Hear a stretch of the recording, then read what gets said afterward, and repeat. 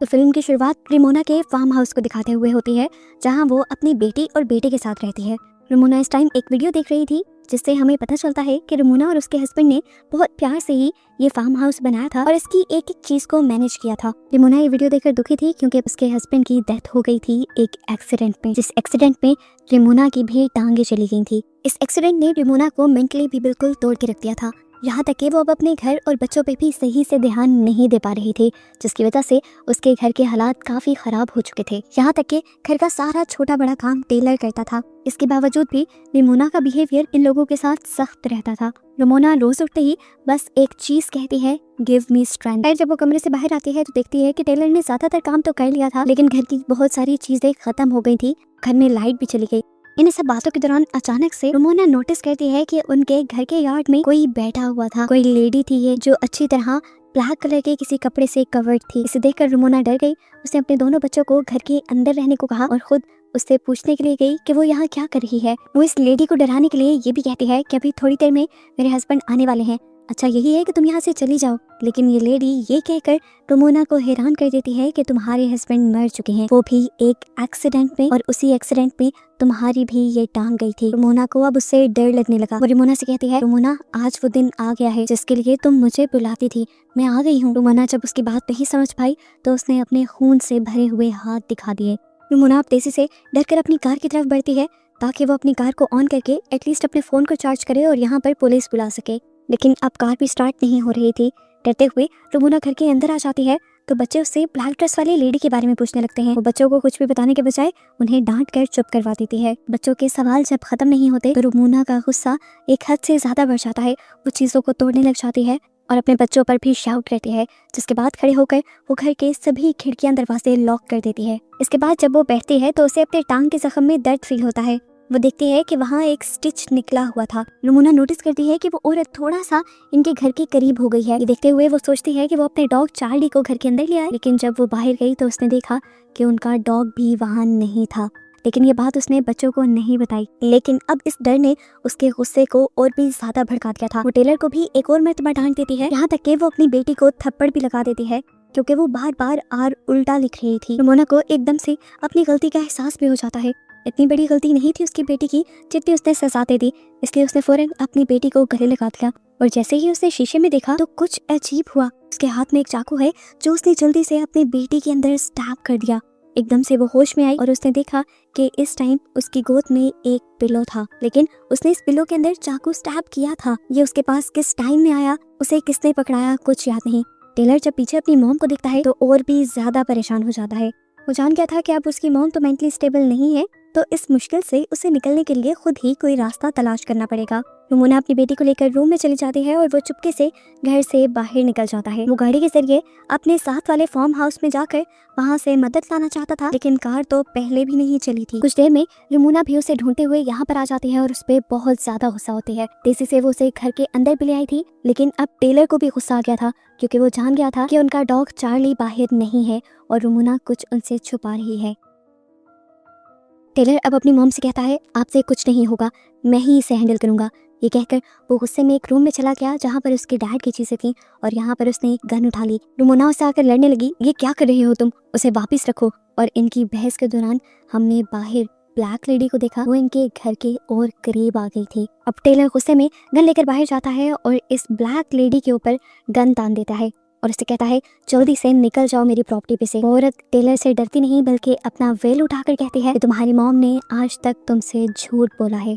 उसने यहाँ पे एक बहुत ही हैरान कर देने वाली हकीकत टेलर को बताई और उससे कहा कि ये बात जाकर अपनी मॉम से पूछो। टेलर गुस्से में भड़का हुआ अंदर आया और उसने रेमोना से पूछा, मेरी डैड की मौत कैसे हुई थी। रेमोना उसके इस अंदाज से डर गई और उसे कहानी सुनाना शुरू की। उस रात की जब वो और डेविड दोनों एक फैंसी रेस्टोरेंट में गए थे, लेकिन यहाँ पर रेमोना खुश नहीं थी।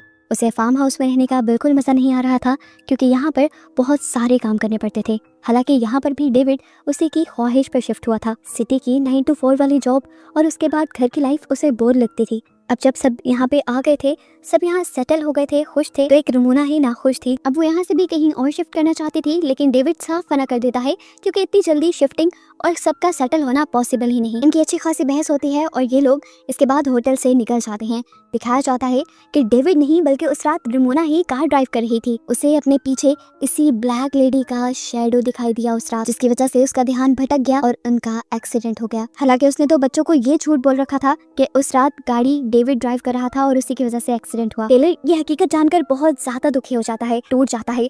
उसके अंदर भी नेगेटिविटी ज्यादा होने लगती है और ऐसे बाहर बैठी हुई लेडी का असर इनके घर पे और ज्यादा होने लग जाता है। और इस दौरान हमें दिखाया गया कि इस लेडी का शैडो बड़ा होता जा रहा था। इस औरत के शैडो से बचने के लिए ये सब लोग एटिक में चले जाते हैं, लेकिन एटिक में भी वो ब्लैक लेडी अपने शैडो के जरिए रमोना की छोटी बेटी को अपनी तरफ खींच लेती है। ये लोग उसे पकड़ते भी हैं, लेकिन वो लड़की तेजी से खींची जा रही थी। तब टेलर जल्दी से जाकर उस विंडो को ही ढक देता है, जिसके जरिए वो ब्लैक लेडी रमोना की बेटी को कंट्रोल कर रही थी। और विंडो को कवर करने के बाद उसकी बहन छूट जाती है, लेकिन इसके बाद भी वो एंटिटी खामोश नहीं बैठी थी। वो इनके घर की लाइट्स फ्लिकर करके इनके घर की चीजों को गिराकर इन्हें डराती है और फिर रमोना पर हावी हो जाती है, उसे पोसेस कर लेती है। हावी होते हुए ऐसा सीन दिखाया जाता है जैसे रमोना और ये एंटिटी एक साथ मिल गए हैं। वो एंटिटी अब रमोना की बेटी को गले लगाती है और वो भी गायब हो जाती है। टेलर अपनी आंखों से देखता रहा और कंफ्यूज हो गया। वो अकेला ही यहाँ खड़ा रह गया था। उसकी मोम और बहन को इस एंटिटी ने एकदम से गायब कर दिया था। तभी अचानक पीछे से रमोना अपना लाइटर लिया है यहाँ पर। अब रमोना और टेलर दोनों मिलकर रमोना की बेटी को ढूंढने लग जाते हैं और ऐसा करते हुए रमोना एक ऐसे कमरे में चली जाती है जो कमरा उसे उसका पास दिखा रहा था, जिसमें उसे डेविड भी नजर आया। डेविड काफी खुश नजर आ रहा था और वो रमोना से कहता है, देखो तुम्हारे पसंद के फूल भी यार्ड में खिल गए। रमोना अब उसके करीब चली जाती है। एकदम से सीन बदलता है और हम देखते हैं कि डेविड ने उसे मारना शुरू कर दिया। वो उसका गला दबा रहा था और अगले ही पल रमोना ने अपने आप को ब्लैक ड्रेस में यार्ड में बैठा हुआ देखा, बिल्कुल उस एंटिटी की तरह जो अभी इनके घर के बाहर थी। इस टाइम उसके सामने रमोना का दूसरा वर्जन आया। ये वो सीन बन गया जब रमोना पहली मर्तबा इस ब्लैक ड्रेस वाली लेडी से बात करने के लिए आई थी। यहाँ इस सीन में ब्लैक ड्रेस में बैठी हुई रमोना अपने मुंह से वो ब्लैक कपड़ा, ब्लैक वेल हटाने लगती है और उसके सामने वाली रमोना अजीब से तरीके से कहती है, वो दिन आ गया जिसका तुम्हें इंतजार था। सीन अब यहाँ से कट होता है और रमोना दोबारा अपने आप को एटिक में देखती है, जहाँ उसके दोनों बच्चे मौजूद थे। ये लोग वापस नीचे उतरते हैं तो उसके सामने वो ब्लैक ड्रेस वाली लेडी आ जाती है, जिसे देखकर रमोना डर जाती है और उसके ऊपर गन तान देते हैं। तो ये लेडी कहती है, मैं खुद से यहाँ नहीं आई, तुमने मुझे बुलाया है। हर सुबह तुम उठ के कहती थी, गिव मी द स्ट्रेंथ। तुम अपने आप को अपनी जिंदगी को खत्म करने के लिए ताकत मांगती थी और अब मैं तुम्हारे पास आ गई हूँ। यहाँ पर रमोना अब इस लेडी के साथ अकेली रह जाती है। लेडी अब रमोना को भड़काती है अपने आप को खत्म करने के लिए। वो उसकी गर्दन के ठीक नीचे बंदूक रख देती है और उसे चलाने को फोर्स करने लग जाती है। और अगले सीन में हम रमोना को सही सलामत उसी रूम से बाहर निकलता हुआ देखते हैं। बच्चे पूछते हैं कि वो औरत कहाँ गई। रमोना कहती है कि अब वो औरत यहाँ पर नहीं आएगी, मैंने उसे भगा दिया है और मैंने अपने अंदर इतनी हिम्मत पैदा कर भी ली है कि अगर वो अगली मर्तबा यहाँ आ भी गई तो मैं उससे लड़ पाऊंगी। ये लोग अब दोबारा घर के अंदर जाने के लिए बढ़ जाते हैं और इसी टाइम पे इनके घर की लाइट भी आ जाती है और इनका गुमा हुआ डॉग भी वापस आ जाता है। घर के अंदर जाने पर हमें एक पेंटिंग दिखाई जाती है जो रमोना ने खुद पेंट की थी और इसी के अंदर वो डार्क लेडी भी थी जिसे हम पूरी मूवी में देखते आए हैं। असल में वो डार्क लेडी रमोना के डार्क थॉट्स थे, उसकी गलत सोचें थी। उसने अपने अंदर की नेगेटिविटी को इतना बढ़ा लिया था कि उसकी नेगेटिविटी ने एक फिजिकल शक्ल ले ली, एक एंटिटी के रूप में उसकी और उसकी फैमिली के सामने आ गई। आखिर में जब रमोना उस कमरे से बाहर निकली तो असल में वो अपनी गलत सोचों से, अपनी नेगेटिविटी से बाहर निकल आई थी, जिसकी वजह से वो एंटिटी भी खत्म हो गई और ये लोग भी सेटल हो गए। और बस इन्हीं को दिखाते हुए ये कहानी यहाँ खत्म हो जाती है।